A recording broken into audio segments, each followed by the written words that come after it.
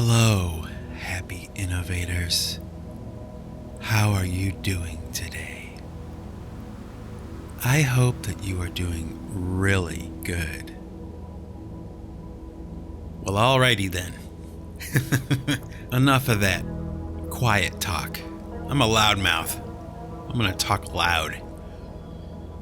You know, here on the Singularity Podcast, as I'm sure you know by now, I drink a lot of coffee, and I talk about coffee a little bit, but I gotta tell you, a while back, a few months back, my wife turned me on to probably the greatest beverage I have ever tasted.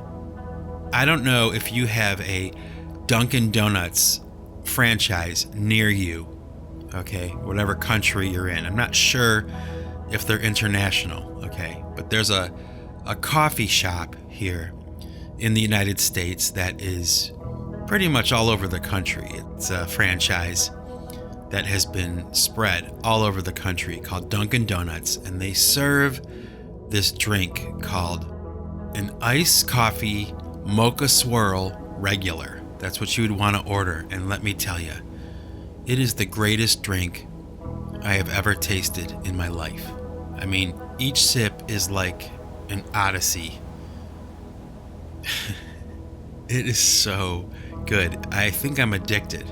Okay, unfortunately, there are a lot of calories in this iced coffee from Dunkin' Donuts, but I figured it was worth mentioning because today I'm going to talk a little bit about coffee.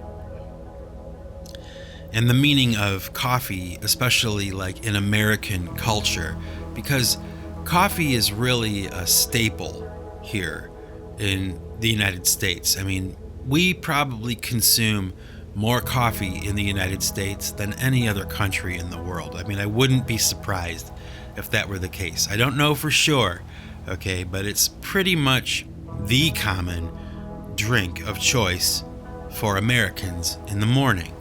And throughout the day even, okay? And, you know, it's kind of an interesting thing, really, you know? Why, you ask? Because, you know, there's a history with America and coffee that I find to be pretty interesting, okay? And you're probably wondering what I'm talking about. Well, here's what I'm talking about. Back in the day, before America seceded from England, before the Revolutionary War, tea was a very common drink, from what I understand, okay, and still is in England and probably Europe. I don't know, I've never been to England or Europe, but I can imagine that tea is probably still very popular there. It's almost kind of like a stereotype, I think, that Americans have of the British, you know, that they drink tea. It's what they drink. And back in the day before the American Revolution, tea was a common drink in England. And for the people who were kind of ready to break away, you know, planning their secession from England and the crown, it's reported, at least historically, that they would drink coffee rather than tea. And from what I understand and from what history tells me, it was in those coffee shops, those really early coffee shops that were considered to be kind of a lower standard. Coffee drinking was not popular. Okay, tea drinking was. So in these coffee shops back in the day, back in ye old England, right, before the Revolutionary War, these thinkers would get together, you know, these revolutionaries, and they would drink coffee. And it doesn't surprise me at all that the ideas of the revolution were born in these coffee shops by these people who were getting really wired on caffeine. They were like flipping out, and they were having these major like revelations and brainstorming and coming up with new ideas and things like that. And I think that is really funny. To me, it makes me laugh, but I can kind of see why coffee became so important to America. It was part of the inspiration of what would become the United States of America, right? Do you follow me? So I think about that a lot, and I laugh about it a lot too, because, I guess it would take something like caffeine and coffee to really get the motor running, and really turn people on intellectually and, cause them to act, to to flip out and like break away. And I think, I'm not sure because it's just my opinion, but I think that that's why coffee has remained popular in the United States. It's like the fuel of our country. For each individual, a cup of coffee, 2 cups of coffee in the morning, and you're ready to go, man. The brain juices are flowing, and your heart is racing. You're ready to go. You're ready to get to work. And I think that is a lot more important than most Americans even realize. So in a way, drinking coffee to me in some strange way is like a form of patriotism. That's how I see it. Like it's linked to my patriotism. Like we're American, we drink coffee. And yes, of course, we do drink tea. We drink everything, especially a lot of alcohol, okay? But coffee, coffee. Like even people who don't drink alcohol might drink coffee, and it's that caffeine, it's that buzz, it's that rush that makes America what it is, for better or for worse, So I figured that was worth mentioning. Since I started doing the Singularity Podcast, and maybe even the Snowflake 33 podcast, just a little by little over time, I've come to this conclusion. And that conclusion is that really, because my audience is so small and in a way kind of intimate, I talk to the people who listen, I answer their comments and I listen to them and they interact with me. And that's happened more and more as time goes by. And it's really kind of a small little tribe of people that are tuning in. And you know who you are, the regulars, the people who are listening to this podcast regularly. And while that is a small number, the Happy Innovators, that small amount of people, it's something that I have noticed and I pay attention to, and I'm grateful for. So I suppose, rounding the bend on the 50th anniversary and everything, I should really kind of take a moment to really just say thank you to all you Happy Innovators, the ones who have tuned in, whenever I release a podcast. And I know it's been irregular and kind of sporadic sometimes. And there's some times when I go maybe 3 or 4 weeks or something without releasing a podcast because I'm busy doing other things or something. But, you managed to hang in there. You waited for me, and thank you for that. I commend you for that. Okay. But another interesting thing about that is because this podcast is international, it's available all over the world, I've had the opportunity to talk to a lot of different people from a lot of different countries. And because of something like Google Translate, I'm really able to get past the language barrier with a lot of my fans, regardless of what country they're in, and really engage in some pretty serious conversations with some of them. And one of the conclusions that I've come to over the past couple years since I've been doing this is that the attitude from people that live outside of America, okay, is much different than people that live inside the United States of America. Now, you're probably wondering what I'm talking about, but I'll explain it to you.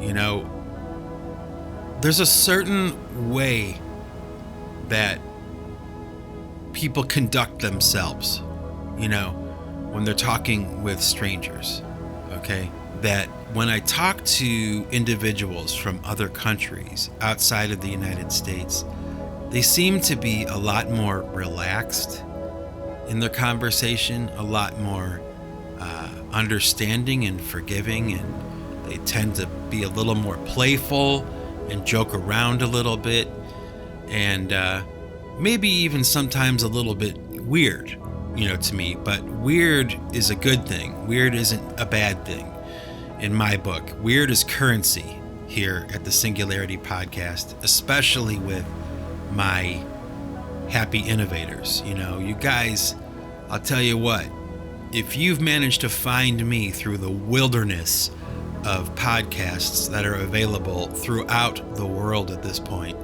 I mean, I'm just a tiny drop in the bucket, you know. So if you've managed to find your way here to listen to this podcast, wow, thank you. And that's pretty amazing, you know. You got here first. Pretty cool, you know, pretty cool to me anyway. So I just thought it was something that I would want to mention, something I would want to talk about. I'll analyze it more, I'll think about it more, and I'll probably talk about it more in the future. But it's just something that has occurred to me, really, over the past couple of days, like thinking about it. I mean, I've been kind of feeling this way for a while, but it really kind of came to a head a couple days ago, talking to somebody, and I really thought about it, and I'm like, you know, the attitude is so much more relaxed and loose. Why is that? You know, what is the difference? Is it a cultural difference? You know, are the people outside of the United States just genuinely kinder and more patient? Or you know, it's hard to talk about without sounding rude, but I guess I'll leave it there. You know, I just wanted to mention it, you know. I'll think about it some more, maybe talk about it later. Anyway, you know, I wanted to talk about this person that I knew when I was very young. And when I was a little kid, I went to a Catholic school, a private school, for my education. It was an expensive school, I think, and it was difficult for my parents to send me there, you know, financially, but they did send me there. And, you know, over the course of my lifetime, I've seen, like in movies, you know, you see it all the time, this stereotype, this cliche of, you know, the nuns at the private school that are these really brutal women, you know, just brutal and, you know, jaded and bitter, and punishing the students by, you know, hitting them on the knuckles for making a mistake or something like that. And every time I've seen these little old ladies that have, you know, devoted their lives to God, these nuns, you know, portrayed in this way where, you know, it's so misrepresented, you know, at least from my experience, it just makes me furious. You know, it's so unfair the way that these women are portrayed. So I thought about it, you know, and when I was a young kid going to that private school, I struggled with my studies. I was never a very bright student, and I really kind of just made it through school by the skin of my teeth. You know, I really did not like going to school. But I'll tell you what, I did like going to a private school, and I did like going to a Catholic school. And I was a young kid. I would serve Mass, and for some reason, I don't know why. Well, I suppose I could probably think of a few reasons, but I enjoyed going to church when I was a kid. I enjoyed going to Mass. I enjoyed the experience, and I feel sorry for people who really don't get that opportunity, especially as a young kid. Sitting in the middle of a church in a holy space, like a holy building, is really quite a remarkable way for a young person, especially a young creative person, to spend their time. You have the sights and the smells and the feeling and the holiness and all those things, even sitting in a church like by yourself, which I had the opportunity to do a lot because, like I said, I served Mass, right? And so I would have to arrive early, before anybody got there, and I would have to kind of set up everything and prepare for the ceremony, for the Mass. And I liked it. I liked that space. I liked being in it, especially by myself. And I attended a very big church. The parish was big, and the building was big. And I gather, at least from years of kind of reflecting, it was a pretty wealthy parish in the area that I lived. And, I went to school on the property, and everything. And back in the sacristy, that's the part that's behind the altar at church, they had a piano in the back. And I remember being a kid and kind of, having the church to myself, for maybe a half an hour or so, setting up for Mass. And I would often sit down behind this piano and just kind of play around on it, and of course the acoustics were great. It was this big marble building, and you'd hit one key on the piano and it would just resonate throughout the entire building. So I spent quite a bit of time, sitting there playing the piano before Mass, and it was just, when I look back on it, it was really a great experience, and I'll do a podcast about that church experience later, but for now I want to go back to this original idea that I had started with, talking about these nuns and going to this private school and everything. Now, I mentioned to you that I struggled in school, right? Well, there was a nun that was at that school that taught me. She was my teacher, okay? And she happened to be a friend of my mother's. Okay, they had known each other and they were friends. And this nun, okay, took me under her wing, okay, as a teacher, as an educator. She and my mother agreed that I would go to summer school, like a private summer school, with this nun, okay? And that's what happened. And I forgot about this, to be honest with you. I really did, until, every once in a while that file folder opens up and in your brain, and you start to remember things like this that happened, but they happened so long ago that you forgot, right?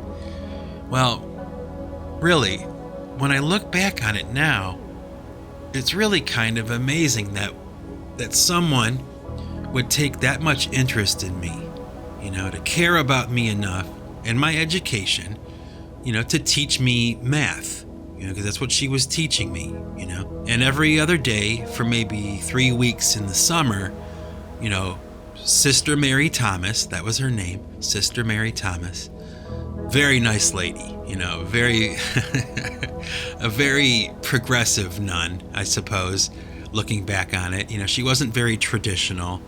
She didn't wear the traditional habit of a nun. She wore like a skirt, modest clothing, but not the traditional habit of a nun, which, that's okay.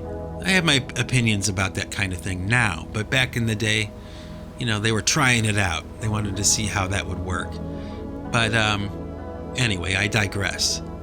My point is that this woman was so generous and kind to me, and never once, was she ever inappropriate with me, or never once did she punish me for anything. She was a sweet, gentle, little old lady who had a really great sense of humor, and I always kind of wonder, I guess, why it is that, well, I guess I don't really wonder, I know why, but, they portray these nuns, these little ladies that are really sweet and gentle, and have devoted their lives to something as serious as God. They've devoted their whole life, their whole being to God. They never put it down. And so often they're portrayed to be like monsters and animals, but they weren't. They weren't. The nuns that I grew up with, the nuns that were in my life every weekday, during the school week, the ones I interacted with, the ones who taught me, okay? These were magnificent women. And they were light and funny and happy. They weren't bitter and jaded, and they didn't punish me. Now, I have to be honest, there was one nun who was pretty stern, okay? She was not the kind of person who smiled a lot. She was pretty stern and pretty serious all the time, but she was outnumbered, The majority of the nuns that were in my life as a little kid, they watched out for me. They took care of me. They went out of their way for me. And I was just one of maybe 500 kids, But when the time came and then they needed to step up to the plate on my behalf, they did. And I guess I can mention too, just as a side note, that, I mentioned I was a server, right? Like an altar boy in the church. And, you hear the stories now. You hear them, But just like those nuns that I was telling you about, the priests that I talked to, before Mass, during Mass, and after Mass, they were never inappropriate with me. They never laid a hand on me. They guided me. They gave me advice. They made jokes. They made us laugh. They treated us good. Church, for me, as a little kid, was a safe place to go. And I would imagine, I would bet dollars to donuts that's really how it is for most people. For most people who have the opportunity to dialogue with priests and nuns, these people who have devoted their lives to the sacred and to the holy. And let me tell you, some of those priests that I talked to as a little kid, they were pretty holy people, and they were very wise people, and they were serious about their faith and what they were doing. They weren't there for party time and, all the other things that we hear about on the news, right? Okay, that's enough about that. I guess I'll talk about that some more some other time too.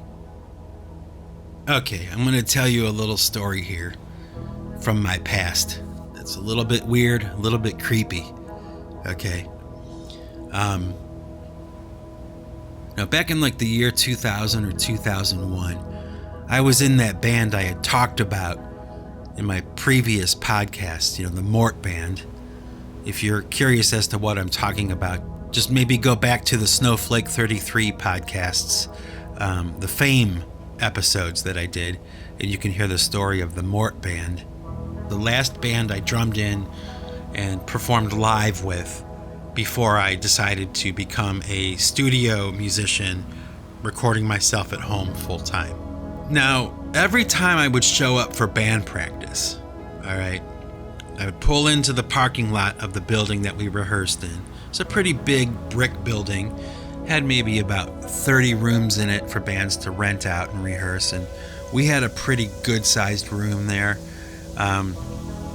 So I would pull into the parking lot, and there would usually be a pretty large group of people, like hanging out in the parking lot, smoking, drinking, talking, all that kind of thing. All the guys from different bands would be hanging out.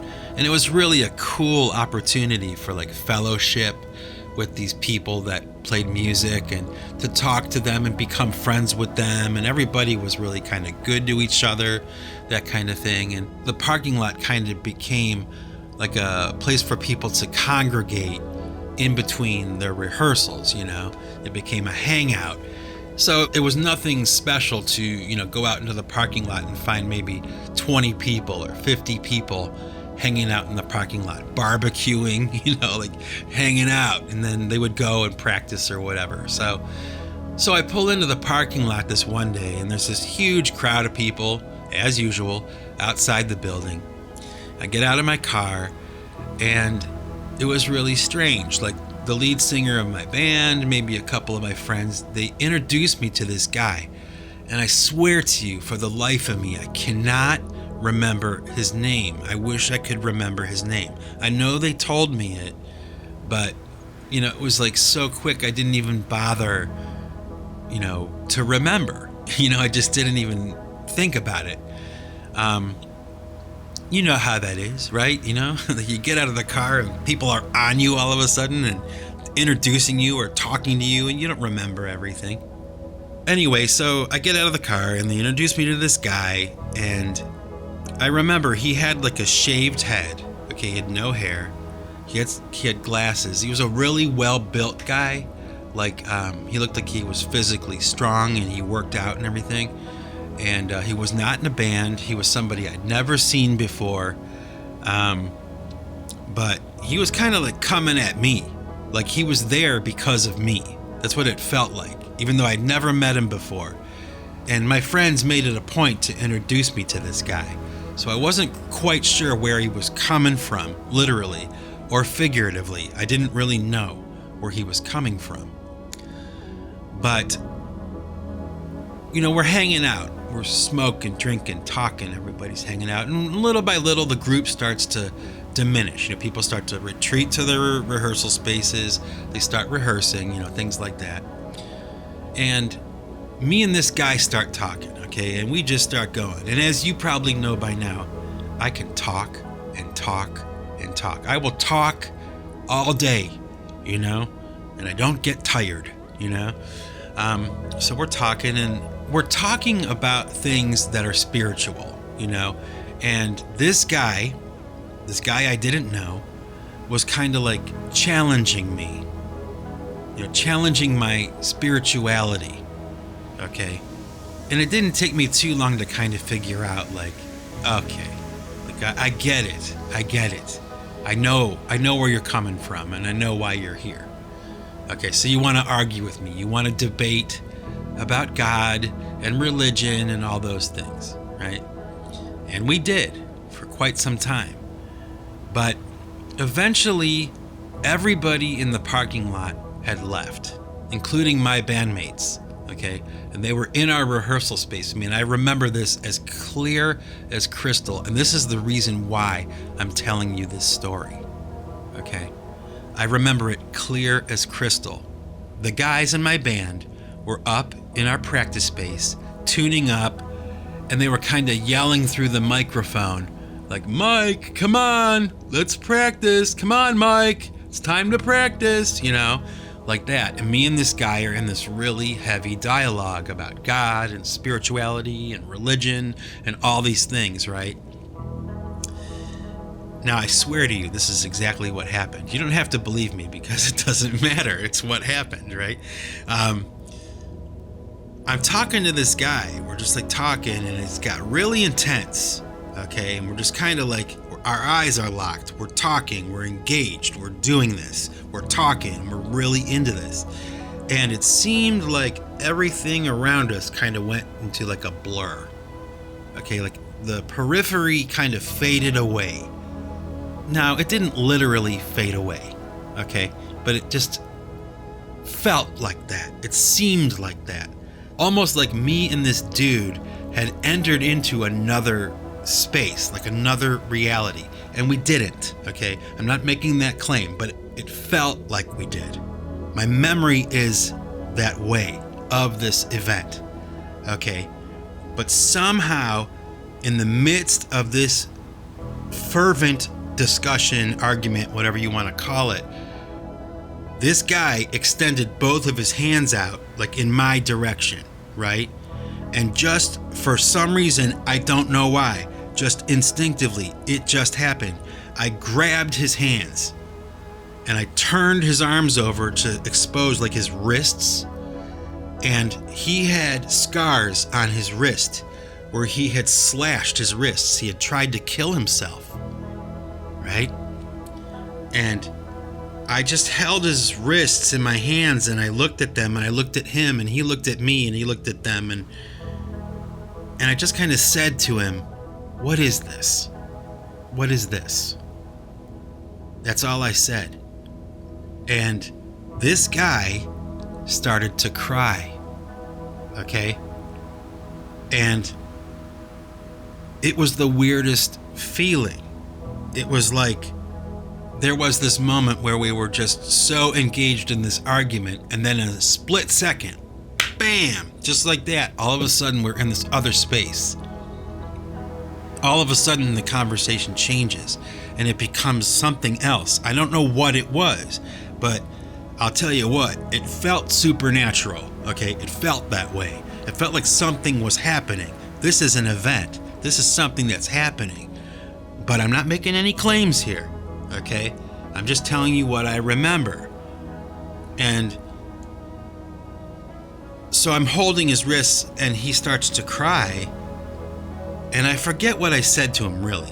Must have said something to him like, well, everything is okay now.